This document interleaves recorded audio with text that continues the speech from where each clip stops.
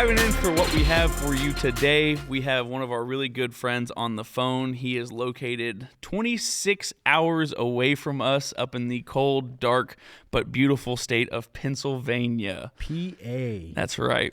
His name is Hunter. Him and his friend Brandon are the owners of Brothers of the Feather. We'll be sure to tag all their stuff down in the comments or description below. Yeah. But we're going to let him tell us a little bit about himself. Nothing too crazy, just kind of what they do. I know they have a few products that he might mention for you. After that, we're going to dive into the topics we have for y'all today. Go ahead, Hunter. What's going on, guys? Not a whole lot, man. We're beating the heat down here, trying to at least. Well, it cooled off a little bit. Touch. A touch. Still 90s. Yeah, we're sitting in 74 right now. My 72 gosh. degrees. Boy, do we hate So you. it drops down. We're not going to see 70s till Probably October. Yeah. November, maybe. Yeah. Lucky. Christmas Day. Yeah. This Saturday, we're calling for 57 degrees for the opening day sit. So That's crazy, I'm pretty man. stoked about that. That's we'll see crazy. what the birds do. I mean, that's going to be the coldest it's been for a couple weeks now. Yeah, no kidding. Those birds. really dove down that much. Yeah, those birds should be starting to push down to you, huh? Y'all's opening day. Y'all have goose season coming up on Friday. Is that right? Yep, opening day's Friday. Opening day is Friday. Big plans? Yeah, we got a local feed going on real hard at one specific place, and we've been watching these birds. My buddy's got eyes on them every day, and he's just sending me video after video of hundreds of birds, hundreds and hundreds just dumping into it. Because all the farmers, they're starting to cut their sweet corn. So every field that gets cut, that's the one that gets mobbed, and we've just been counting down the days, ready to go get after them. Getting ready to freaking smack them. Well, tell us a little bit about you, man. I mean, we know about you, but the people listening far and wide on this wonderful channel here, what do you do? I mean, like I said, I know you're with Brothers of the Feather, but kind of tell us what you got in store for them coming up. Well, like you said, we're located in Pennsylvania, specifically southeast Pennsylvania. So we are pretty unique in the fact that we border with New Jersey very closely, so we actually hunt both states. I've been hunting waterfowl for, I don't know. I started when I was around 13. Wow. Over 13. We started hunting geese. Didn't get into too many ducks. Never hunted the river until about high school. But yeah, we absolutely hammered geese all through high school on private. Around us, we're not too fortunate. We don't have large plots of public land. I mean, that are really able to accommodate large numbers of waterfowl. Right. We're just not that kind of state, but we are lucky. We have a big river near us, about 5 minutes from my house, the Delaware. Oh, and, yeah. Nice. That's a highway. For the migration, they follow that river all the way down to the Delaware Bay. Yeah. And pretty much we peel off geese that follow that river. They go off the river 10, 15 miles. They make their way off into the farm fields that are pretty local to the river. Yeah. So that's like a real key part of our hunting up here. For sure. So like, what does your public land look like? Is there a lot of it available up there? I know you said it's not too big. I mean, what is it? Is public hunting a big thing up there for y'all or no? No. The first public area that we really have that you could waterfowl hunt in Pennsylvania is about an hour north, up in Doylestown area, and that gets absolutely mobbed. People hunt there every day of the season. Yeah. So the pressure there is real. I mean, you can go in there and have a good day. Like, you can limit out on mallards and get a little mixed bag and shoot a woody, a bufflehead, and merganser.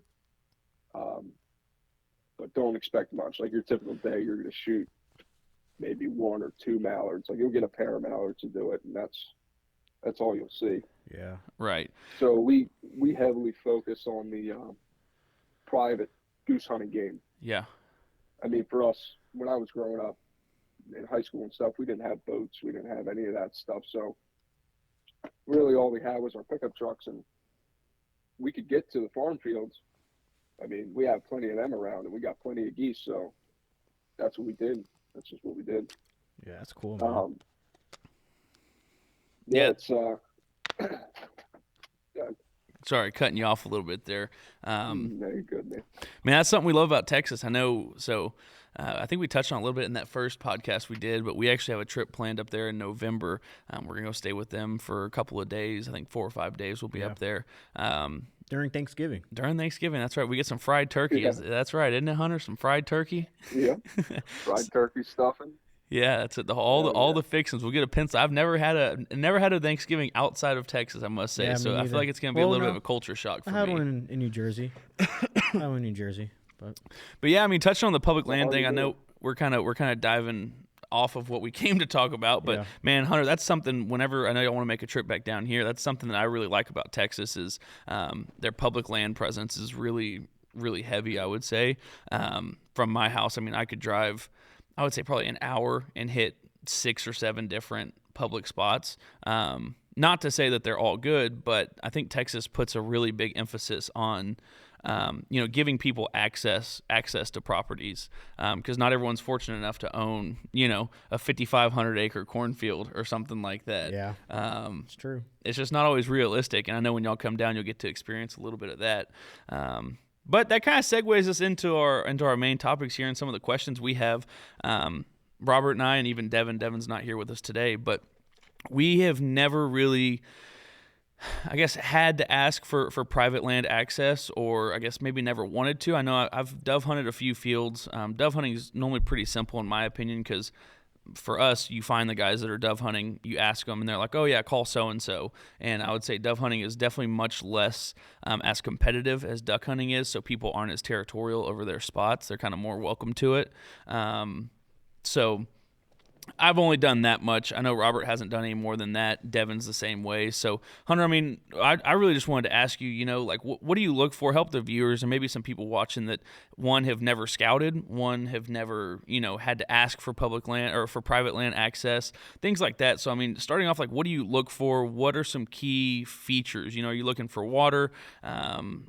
Different types of crops, and of course it's different from PA to here, and it's going to be different depending on where everyone's watching from. Yeah, but yeah. just a rough idea, kind of what are you looking for? Give us your input on that. Well, relatively, so I'm going to go in specific for my scenario, and you can apply it to pretty much anywhere, but me specifically, like I was saying earlier, we rely heavily on the river. Yep. Which that could be any main body source. Like, for example, you guys were showing me maps of where you guys hunt. Yeah. Like that's a main body source of water. So like your big reservoirs, any fingers off of that reservoir could hold ducks. Yeah. And then you can refine that even more to specific types of plants that are in there and all that stuff. But as far as finding private for us, I cannot stress enough how important a reliable e-scouting website is. I mean, me personally, I use Onyx. You guys said you use HuntSmart.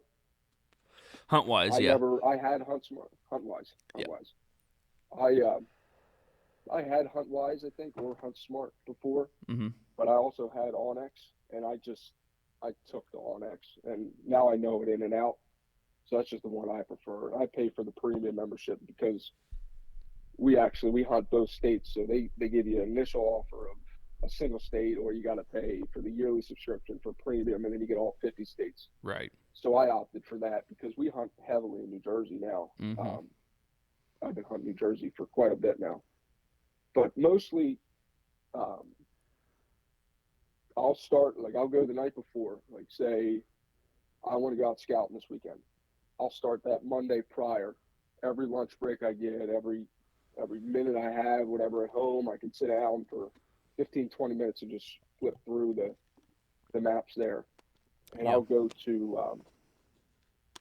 it relies on a lot of prior history too. Like I know in my areas where the birds like to be, where they don't like to be, like just from general awareness of what flies around there during the migration. Like I know there's better areas than others. So I focus my efforts towards those areas when I'm scouting on, like doing e-scouting. So like I know, for example, we hunted this farm 2 years ago.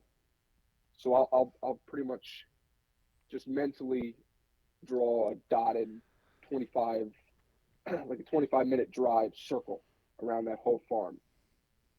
Yeah. And I'll try to key in on farms around there that have good agriculture, that have some type of water source. Like I've even narrowed it down lately to just farms with some type of retention pond or like some little pasture pond or something. Yeah. And 9 times out of 10, if it's got a half acre or larger piece of water on there, it's holding birds. Right. Right. Yeah, and So you know what how early do you start this? I mean, what really realistically, I know for y'all the temperature is much different than it is here. We were talking the other yeah, day and it's like 110. Like birds aren't going to touch us. You know, it's just besides the local birds that are here all year long, it's kind of tough. When would you say you start? Would you give it a temperature or more of like a date? for me personally, like if I'm speaking to somebody who's never, they're just getting into it, they just bought 2 dozen full body decoys and they want to start goose hunting. And they came up and asked me, how do I get permission on private? Right. I'm assuming I'm talking to some people on here that are in that boat right now. Yeah. It's a overwhelming task, it seems like. And when I tell you your first year, you're going to eat it. You're going to eat it. You're not going to shoot birds. You're not going to like, you might get lucky here and there, Right. but that first year, you're going to learn so much from all those mistakes you made. Like, go door knocking. Like, you're driving into work. Like, you're driving to work and you always see birds in this field. You've never hunted geese per se, but I've always seen geese in this area. I've always seen them flying. I was walking at the park with my dog and I saw geese flying over. Hmm. Try to figure out where they're coming from or where they're going in that area. Yeah. And then once you kind of narrow down that area, so like I know 15 minutes from us, there's a good amount of agriculture. I'll start there and just start knocking on doors. Start knocking on doors. Get permission on one spot. You hunt that spot for the first time. You'll see if you see birds, good, because you can mark where them birds are flying. Even if you don't shoot them, at least you're sitting out there from that first flight to the midday, or like first flight to first loaf, and then second flight to second loaf, and then that midday flight to the later in the day they loaf again, and then that last sunset flight. Like if you could see all them different pieces in that first year, it'll get a better game plan for year two. Yeah. Like you might shoot birds in your first year, you might get lucky and stumble on a farm that just has crazy feed. But your best way to scout, like you can't go in the dog days of summer. You're really not going to see what you're going to see during hunting season. Right. But it doesn't hurt to get permission on a farm if you have prior history in that area. Like you know that there's birds around, so it doesn't hurt to try to get permission. Right. So how do you like 'Cause once you- prepare? How do you prepare to like just to go up to the owners and talk to them? Do you like give them a phone call, or is it better to go knocking on the doors and meet them like face to face? Like how do you do all that? We've never done anything but door knocking.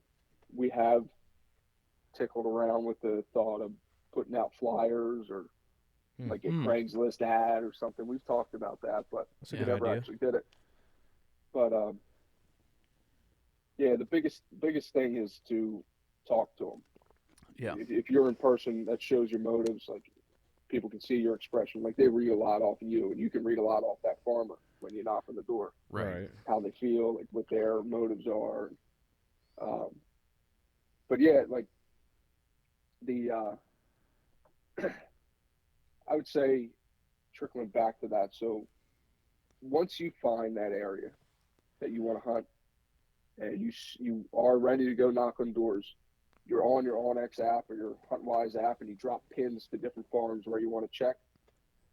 I'll take them pins. I'll write down all the coordinates for every pin, and I'll make a list for myself, and I'll throw that in the center console of my truck, and I'll take off. But when you're planning on doing it, so Friday night, lay out a good set of clothes. Like don't do a Sunday best. You don't want to come up to these people looking like you're about to You sell wearing them your best something, suit but or something. Getting ready to get married or something in their field.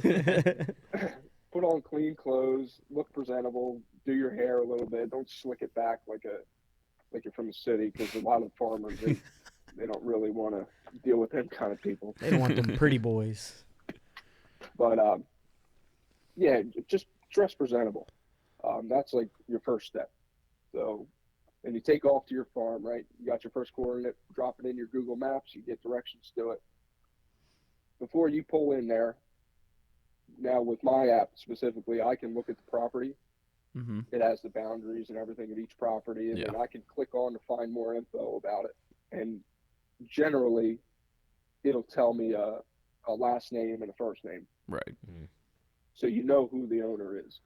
Whether or not that owner, at least specifically for us, we don't have a lot of like farmer-operated farms. Like there's a lot of millionaires that live north of us. They buy the farms and then they'll lease them to the farmer.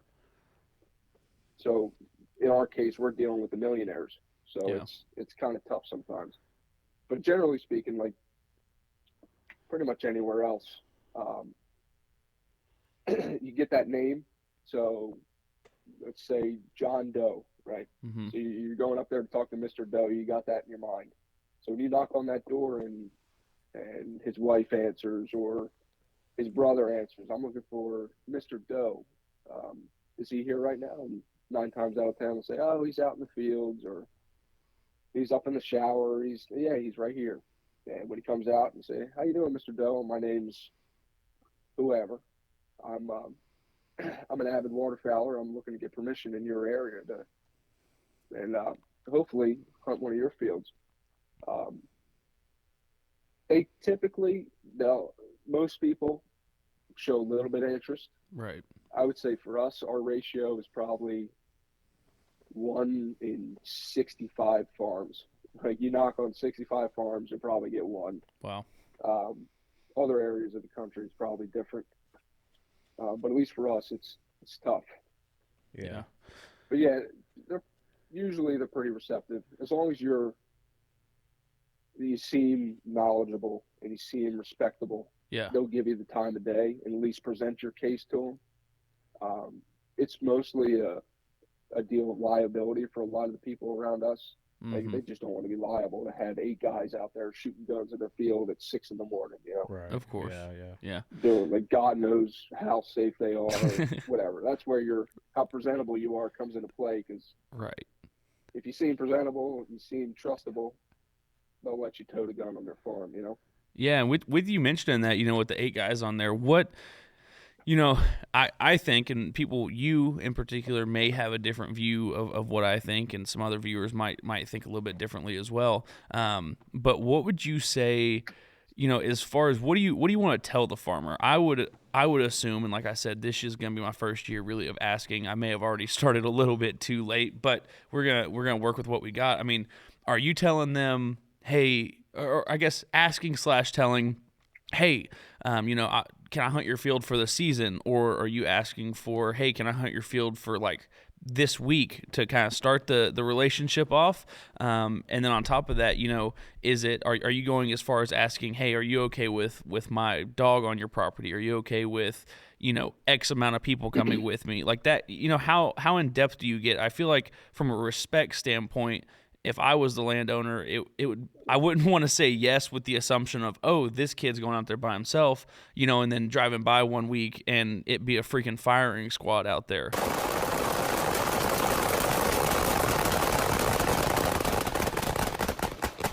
I mean, what are kind of your thoughts on that?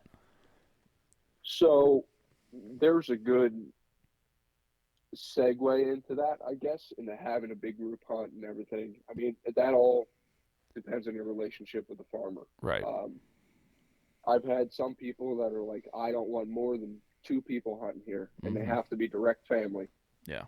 And I've had people that have said, I don't give a shit how you shoot them as long as they're dead. So it's gone. I've had so many, you would not believe the responses I've gotten from knocking on so many doors. I've had doors slammed in my face. I've had people cuss me out, chase me down the driveway. Crazy stuff. I've had crazy stuff. But yeah, for the most part, like your initial interaction with the farmer is good. It's pretty much, we go for an entire year, hopefully to renew for next year and the following year. Like I have a farm that I've been hunting now for 6 years. and we do a little bit of work around her property and help her out here and there. Just you have to build a good relationship before you start. Like, you can't go out there unless you initially tell them, like, hey, we are going to bring, and that's where you have to feel out their response to it. Right. Like, if they're on the Right. fence about you even hunting there in the first place, don't blurt out that you're going to be bringing 7 guys, you know. Yeah. Right. Just you might have to bite the bullet for the first couple months and just take out you and a buddy, you know. Yeah. But if that spot's good enough, you should be willing to do that, you know. Right. So when you do go up to those like farmers or people that own those land and they say no, do you try the next year or do you just like leave it at that and just That be was, like, that's it, it's a no? we send somebody else up. No, no, no. There's usually when it's a no, it's a firm no. Right. Yeah. It's pretty sharp. Usually, like I tell Chase, once you got somebody hooked, you know, like you get somebody to talk to you for more than 5 minutes, you know, and they're kind of interested. Like I said to Chase a couple days ago, I said, listen, man, like from working in business industry and stuff, I could sell salt through the ocean, you know, and once you get your foot in the door and you get to talking to them, it's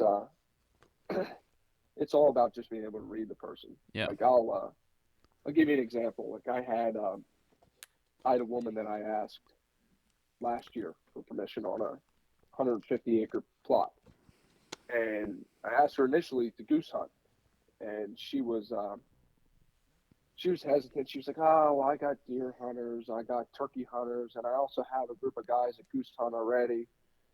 So I didn't want to lose that field because I knew the geese were flying, they were trafficking that field. Yeah. I just knew that the geese were there. So I sent her out, and she had mentioned during the conversation that she actually had a chicken coop just get broken into by coyotes. Mm. And I said to her, I was like, "Well, we hunt coyotes too. Like, would you be willing to let us predator hunt on your farm?" And she took right to that. She was like, "Yeah, you can come here anytime you want. There you go. At night, during the day, whatever you want to do, as long as it doesn't interfere with the deer guys." I said, "Awesome." So and I'm still working on her. She is willing to let me now go goose hunting Yeah. at that property, but it's on a very day by day basis. Yeah. So like I can't make a plan for November 18th opener right now for Right. that place. But like if we want to go hit it in the afternoon because we already hunted somewhere else for ducks or something, like we want to go hit a field goose, I call her that day and she says yes, cool. But yeah, so we've been hunting coyotes there. We shot a couple foxes and some coyotes there, and she's been ecstatic about it. And Yeah. Just it's building just that building that type of rapport, huh? Really just building the relationship. Yep. And like same thing with all the other farmers. Like I got one specifically. I cleared out her whole laneway. I brush hogged her whole run of woods. She has a little hedgerow that runs up her gravel road. I cleared that all out for her 1 year. And this year we're going up there with the pole saw. We're going to limb some of the trees so they're not hitting her car as she's driving down the driveway. Like that kind of stuff. Yeah. Some people might not have access to them kind of tools, but I'm telling you, if you get a hold of some of that stuff and make yourself valuable. Yeah, and I was gonna say too, you know, hurt you. I'm glad you mentioned that. Would you have, and I've kind of had this thought too, you know, with the manual labor aspect, do you have when you walk up to a door, okay, are you ever planning on saying, you know, what if, you know, I'd be willing to pay X amount for the season? Do you ever start with dollar figures, or does that kind of come naturally? Like if they were to throw out like, hey, you know, I'd be willing to lease it to you, but not for free. Or have you ever kind of, you know, felt like you were slipping away on the chance to get it and you threw out a number? Do you ever do that? Of course, the manual labor part I think is good. You know, hey, once you build the rapport, like just really not kiss up to them, but kind of kiss up to them, you know? That's a slippery slope because we've started doing that, like attempting to lease properties instead of just like, I mean, think about it. You own a property, say 200 acres of corn, you know? Yeah. What am I getting out of it? You know, like that farmer's got to make ends meet and make a living, and he's got people tromping on his field for free every weekend. Right. What's he getting out of it? You know? Yeah. So I mean, sometimes it would not hurt. Like I'm willing to throw a dollar figure at somebody if I know like it's a juicy spot. And Right. like these people, at least the people we deal with, they deal in numbers. Yeah. Um, like I said, these people are making millions, and the doctors and lawyers and all this stuff. So maybe a couple thousand will swing their vote. Right. Right. But we have a group of guys that are able to pitch in for that. It's not just me dumping $2,000 on a field. There's 6 of us that are dumping in a couple $100 each, and that's worth it Yeah. for the year. I mean, if it's a good enough spot, shit, why not? Yeah. But yeah, I have thrown it in there towards the tail end. Like if I see them losing interest or like I don't know about this, I'll say, well, would you be willing to lease? Yeah. Would you be willing to lease the rights to hunt here? We'd be very interested in doing that. And sometimes they'll perk up and they're like, oh, well, what are you talking about? Like people do that? And yeah, just how it's the same as how they would lease their farm out to a farmer. Yeah. Like, Yeah, of course. they charge them for the season. It would be the same for us. So that might perk some people up. A lot of people we deal with, though, I mean, $2,000 is what they spend at dinner. So Right. it's sometimes it's tough. It's very case by case. Yeah. I would say, but it does not hurt to have that. Like, obviously, we're very fortunate to be able to do that. Yeah. But I wouldn't say you jump right to that. Don't think that just because you're getting people slamming doors in your face and saying no doesn't mean that you have to start paying people. Right. Yeah. Just keep working. Like if you're that first year guy, man, just keep knocking. Don't get discouraged. Just keep knocking. I'm telling you, I've done it for deer, whitetails. I've done it for ducks. I've done it for geese. I've done it for a number of different animals I've hunted. Yeah. There's a lot of people that are willing to let you hunt there for free, just out of the kindness of their heart, which at the end of the day, you have to respect that because these people are giving you the opportunity to enjoy the outdoors on their property, Yeah. So that's where you should keep your headspace when you're going to knock on these doors. Like these Right. people are going to be kind enough to let you do this, Yeah. And for me, at least, they're kind enough to let me teach my son and my nephew Mm-hmm. and bring my family out here onto their property. Like that's Some ignorant Texas beyond words. boys. Yeah, it's definitely a blessing when people let you do it. But Yeah, for sure, Yeah, man. Let's talk. yeah. I know we're getting close. We got a couple more minutes here that we can talk. And I don't want to knock on anyone that's watching the video, but I think there are a lot of people that really don't know the etiquette, not only on private fields, but just hunting fields that do not belong to you in the first place, whether it's private, public. A friend gave you permission, whatever it is. I'm gonna throw a couple out there, and then if you have anything to add on top of it, of course we can go on that too. But I would say, guys, like when you're hunting someone else's land, whether you've paid for it, whether they've let you do it for free, whether a friend invited you, whatever it is, the big things I would say to stick away from is do not drive in the fields unless you've been given. I would even if a farmer has told me, this happened in the past when I've predator hunted at night. He's like, hey, it's fine if you drive in the field as long as it's not wet. I still don't drive in the field. If I need to get somewhere that's way off the road, and you really, really have to drive, I would say follow the tree lines. If there are some spots that look like it's a regularly traveled road, you can kind of base it off of something like that. Maybe follow that path. But just try to walk. I mean, don't tear up the land. Don't leave ruts. Don't do stuff like that. I would say that's probably, Hunter, you could probably agree, that's probably the fastest way to get kicked off of the land. And as fast as and as fast as hey, this kid wants to hunt, as fast as good word travels around, bad news travels even faster. Go tear up one field, and I promise you, of the next couple doors you knock on are probably gonna have already heard of you. That's the biggest one for me, I would say. On top of that, simple stuff. Pick up your trash. Don't leave cans. Don't try to hide stuff in the bushes because you're too lazy to throw it in the bed of your truck or in a trash can. If you shoot your shells, I get it. If you're dove hunting or something like that, sometimes you're moving around. Sometimes it's hectic. Sometimes you're, 40, 50, 60 yards away, and on the way back to the seat, you shoot 5 or 6 times, and maybe you forget 1 or 2.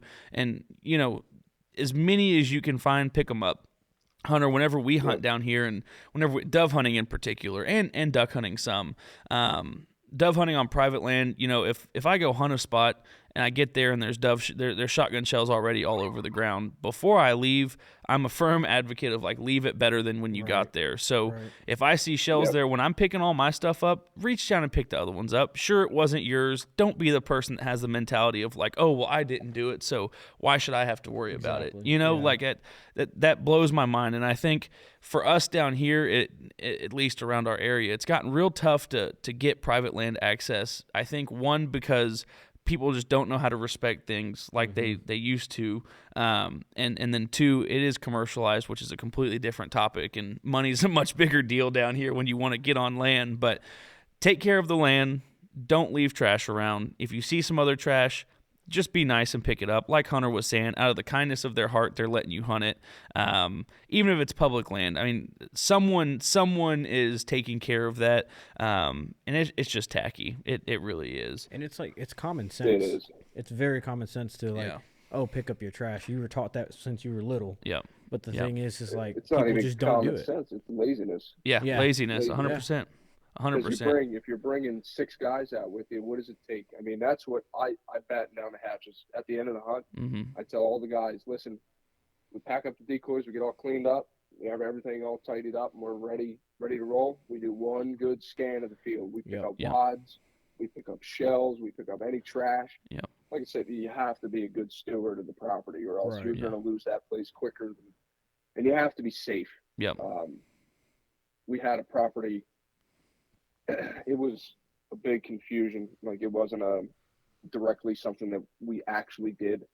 Right. But safety is a big thing too. What got us kicked off of one property is because the other hunter, so prior to the season starting, we picked out the fields, right? So this farmer has 2 different sections, a back field and a front field.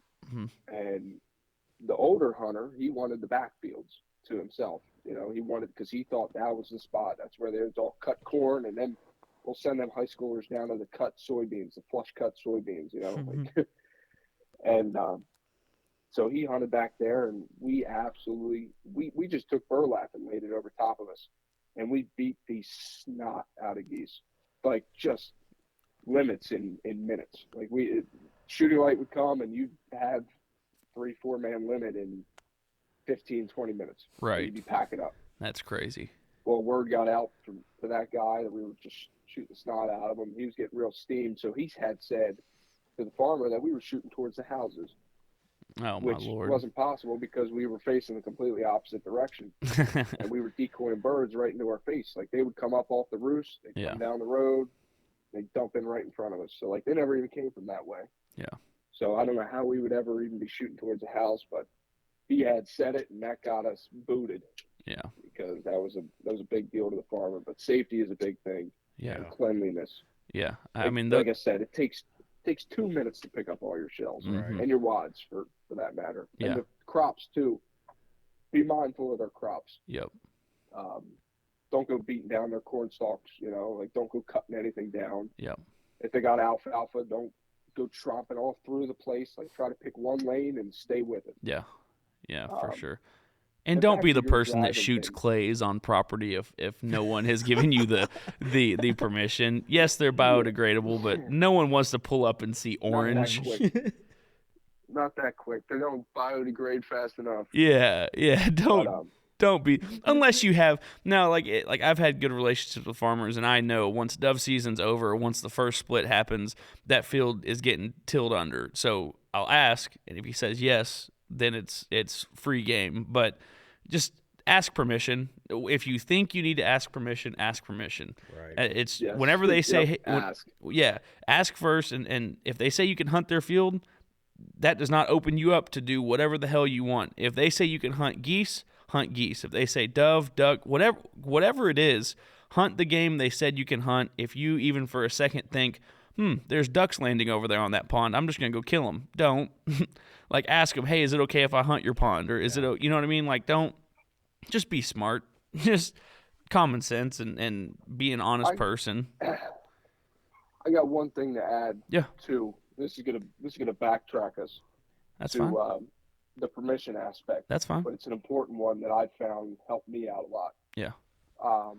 When you do ask for permission, you tell them if they're interested in everything, they want to hear more, but they're a little bit still on the fence. Well, tell them you're willing to sign a liability waiver. Ah, Oh. that's Like good. you find them online. There's plenty of just lick and stick liability waivers you can just print out that are already applicable to hunting. But you might be able to edit them, like copy a PDF over and Right. add in your own stuff, your name and all that stuff. Right. But make it explicit that you are responsible for every person that you take out hunting, and that'll open the door to your 6-7 man hunts, because if you're responsible for everybody, who gives a shit how many people are out there? Yeah. But that's a big thing. And as well as a liability waiver, I usually give them a full manila folder with the seasons and regulations, Yeah. like just a stapled copies of that, like Yeah. pretty much the game book. I throw that in there. I put photocopies of my driver's license and my hunting license in there. It just gives them every sense of confidence that you're not just going to come out here, destroy something, and bounce with no more than just your first name. You know. Yeah. For sure. They have all of it on you, and if you should be honest with your word. Like, Yeah. if somebody's letting you out here hunt and you get shot, don't go back and sue them. Yeah. Don't do that. Don't do that. Because now the next guy and the next guy's farm and the next guy's farm, they're going to hear that old Johnson's screwed farm for everybody. got sued because they let somebody hunt. Yep. And now nobody hunts in that whole area. Yep. So yeah, if you're for an sure. asshole and you get shot, you go to the hospital and you take it like a man. Deal with it. Yeah. Hopefully you have insurance. Figure it out. Should have dove in a little bit more gun safety. Yeah. Last thing I'm gonna add, and then we're gonna wrap it up here, Hunter, is I would say be careful. Be careful with who you bring out to hunt. If they've given you permission, hey, bring the whole, south side of town. I don't really care who comes with you. Hunter, I'll let you pitch in real quick when I'm done with this, but I have taken more people out to hunt different spots, private land wise and public land. And so many people automatically assume when I step on the field with Chase, I now have just as much permission as he does. Hunter, I don't know if you ever ran into that or not, but I have had, people, friends have sent me pictures or they post pictures like an idiot and they're dove hunting and I know the fields because I'm the one that got permission for them. And I slide up, I'm like, hey, what are you doing? I just brought, Susie, my girlfriend, and my brother. They've never been dove hunting before. And I'm like, ask, ask me and at least see if I can go with you. At first, if I say no, just take it. I mean, you never had, unless you've went out and got the permission that I've gotten, have you ever ran into that, Hunter, or no? Well, I mean, those are fighting words. You know somebody and you took them hunting and they go without telling you to that farm. Yeah. That's when a fist fight happens. At least for us around here, like I said, it's hard to get farms. Yeah. And if you get permission, if somebody's in there trying to tiptoe around you, that's fighting words there. But we don't. Them guys, like you said, I'm very careful with the people I bring out. Yeah. But also the guys that I do bring, if we bring somebody new, at least I have 4 other guys there that are very knowledgeable in gun safety, in the actual hunt itself, like how it's going to go down. So at least you have another set of eyes there. For sure. But if somebody seems a little bit sketchy or whatever, maybe you should have brought them out to the sporting clay field first. Right. Don't just hand somebody a shotgun because you want the extra limit. Yeah. That's not worth it. Like your dog gets shot or anything. Yeah. I mean, as low hanging as it is, if your decoys get shot, well, shit. Yeah. None of the veterans would have done that, Yeah. For sure. Yeah. For sure.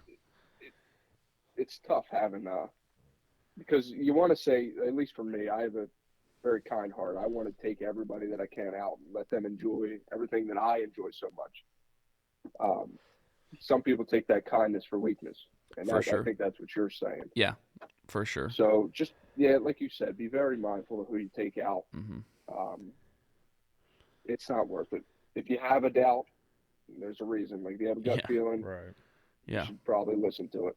No, 100%. Well, Hunter, man, I sure do appreciate you taking the time. I know we're pretty late in the night right now, and it's an hour later where you are, so we sure do appreciate it, man. And hopefully someone picked up something from this. I hope so. Yeah, we had a lot of good conversations. There's a lot of good little golden nuggets hidden in here. So, but yeah, man, it's about that time. We're coming to the end of it. So again, thank you for hopping on, and we'll have to do this again shortly. Yeah, man. I really appreciate you guys having me. Yeah, for sure. Anytime you want me back on, I got a little bit of knowledge I'll share. I don't know much, but what I do know, I'll definitely share with everybody. That's right. Appreciate That's it, right. man. Well, cool, man. That sounds good, and I will holler back at you later. Alrighty. All right, guys. Have a good night. Yes, sir. You too. He's a good dude. Awesome guy. Well, again, we were trying to keep this thing kind of short. We had a timer up, and then the screen turned off. And later down the road, Robert, I'm sitting here, and I looked down at my phone. There's a timer on when he answered the call, so I could have sat there and looked at that. But still, just as new as we were last time we did a podcast. I think this one was a little bit more structured. It was better. Yeah, I definitely think it was better. We definitely want y'all's feedback, though. We are completely new to this. Yeah. It is more difficult, I think, than some people think to come up with topics to talk about and questions. And I know y'all saw the phone get passed back and forth a couple of times. It's like sitting here. There's a lot of preparation that goes into it, and we just hope y'all enjoy. We hope someone here learned something new. Yeah. Be safe, be courteous, take care of your stuff, take care of other people's stuff. Those are really the main talking points there, I would say.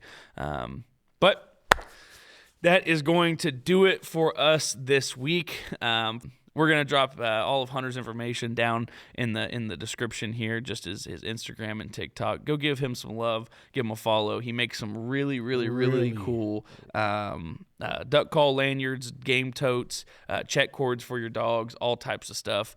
He's just now kind of easing his way into it, but here in the next couple of months, I'd say he'll be full blown. He's going to have a treaty oak waterfowl, limited edition color. So that one right there that's hot. That's real spicy. Hot. Yeah, it's steaming. So he got me a mallard one coming in. I can't wait for that one. That's right.